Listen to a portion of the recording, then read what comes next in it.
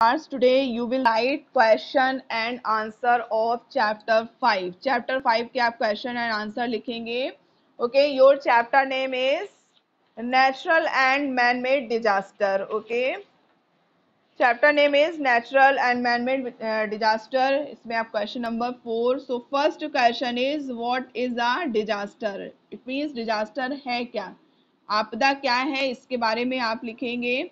So right answer of this question.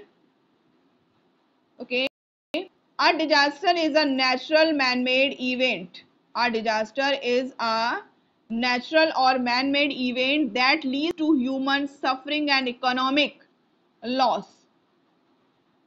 Economic loss and immeasurable proportion. Full stop. Two types of disasters are natural disasters and man-made disasters.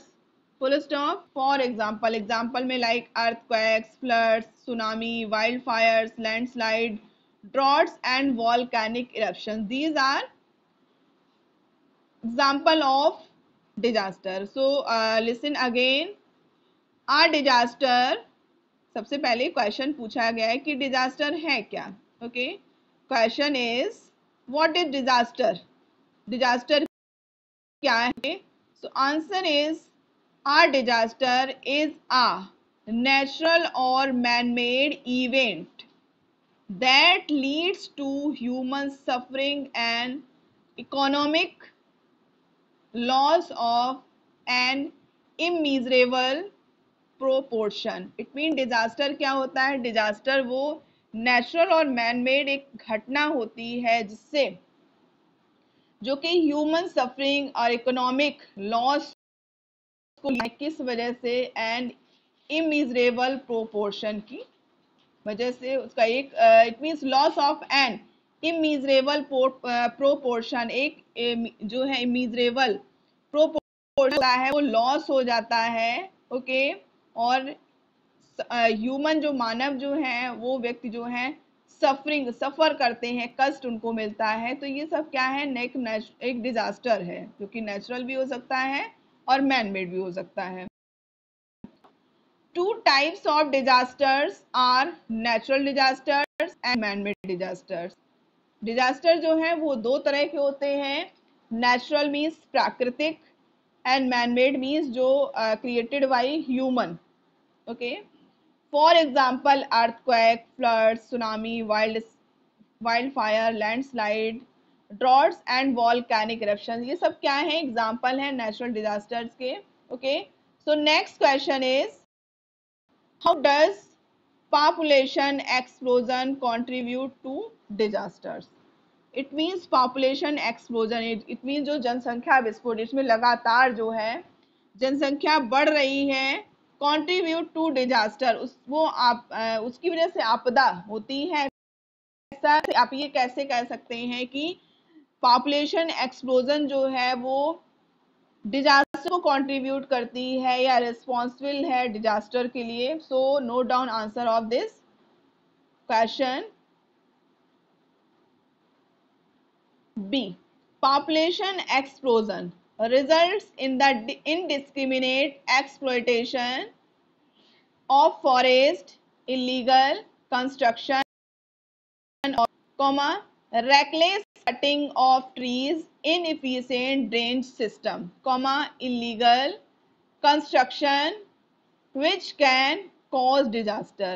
Population explosion की वजह से क्या हो रहा है? जो लगातार जनसंख्या बढ़ रही है उसकी in the indiscriminate exploitation of forest, जंगल खत्म किए जा रहे हैं, इलीगल कंस्ट्रक्शन हो रहा है बिल्डिंग्स का, रैकलेस कटिंग ऑफ ट्रीज, पेड़ काटे जा रहे हैं, इनइफिशिएंट ड्रेन सिस्टम, और ड्रेन सिस्टम जो है वो भी इनइफिशिएंट है. सही से क्या होता है? वाटर फिल हो जाता है और जो भी है वेस्टेज वाटर बाहर नहीं निकल पाता है. Illegal construction which can cause it disaster. ये सब इसकी वजह से क्या होता है? डिजास्टर, आपदा जो है वो डेवलप हो सकती है. ये रीजन है. Next question is mention 3 risk reduction measures for flood prone area. जो फ्लड प्रोन एरियाज हैं वहां के रिस्क को रोकने के लिए वो कौन से 3 रिस्क रिडक्शन है उसके बारे में लिखना है। So number 1, answer number C, number 1, walls of houses must be made flood proof. तो जो दीवारें हैं उनको कैसे बनाया जाना चाहिए, वो फ्लड प्रूफ होनी चाहिए। Mapping of flood prone areas is essential to prepare for precautionary measures. Okay, mapping of flood यानी कि उस एरिया, प्रोन एरिया, जो प्रभावित एरिया है जहां ऐसा हो सकता है, ठीक है, उस एरिया का मैप बना होना चाहिए, जिससे कि जो है जो प्रिकॉशनरी मेजर के रूप में जो है उसको प्रिपेयर करना चाहिए, जिससे हेल्प मिल पाए अगर ऐसा कोई प्रॉब्लम होती है, कोई डिजास्टर डेवलप होता है, तो उस मैप के थ्रू आसानी से वो उस एरिया से अपने आप को सेव कर सकें और निकल सकें। Number third, disaster, number third, disaster management kit must always be kept ready. और डिजास्टर मैनेजमेंट किट जो है वो हमेशा तैयार रहनी चाहिए कि जो फ्लड प्रोन एरिया है, जो बाढ़ प्रभावित एरिया है, अगर वो प्रभावित हो जाती है तो उसके रिस्क को रिड्यूस करने के लिए ये जो मेजर्स दिए गए हैं, इन मेजर्स को फॉलो करना चाहिए। डिजास्टर मैनेजमेंट किट तैयार रहनी चाहिए। Mapping of flood prone area का मैप जो है बनाया जाना चाहिए, जो कि हेल्प करेगा प्रिकॉशनरी मेजर में हेल्प करेगा।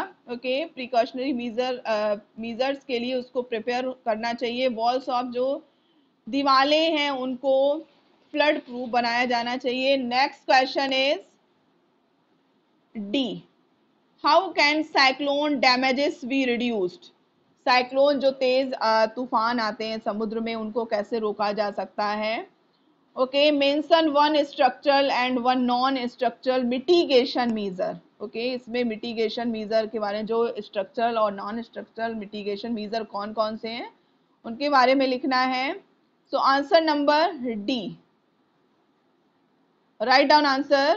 Cyclone damages can be reduced by building the settlement on higher ground away from vulnerable coastal areas. Okay, cyclone damages can be reduced, cyclone damages जो है उसको रोका जा सकता है, रिड्यूस किया जा सकता है। Cyclone damages can be reduced by building the settlement on higher ground. अगर जो है सेटलमेंट यानी कि रहने की जगह हायर ग्राउंड पर हो, ऊंचाई पर हो, away from vulnerable coastal area, जो समुद्र के किनारा है, समुद्र की जो आसपास की एरिया है उससे कुछ दूरी पर होना चाहिए। Okay, full stop. And number 1, structural mitigation measure. अब स्ट्रक्चरल मिटिगेशन मेजर कौन कौन से हैं इसमें लिखिए। Cyclone shelter must be built where the people who are evacuated can be sheltered before the onset of the cyclone. It means structural means होता है building से related, it means structure mitigation measure कौन सा है। इस cyclone shelter बनने चाहिए। Must be built, cyclone shelter must be built where the people, जहां पर लोग are evacuated can be sheltered before the onset of cyclone. Okay, next heading, non-structural mitigation measure. Cyclone forecast and early warning should be on radio television. Okay, और इसको जो है cyclone forecast को, जो cyclone forecast department है उसको early warning देनी चाहिए, कहां पर, रेडियो और टेलीविजन पर। ओके,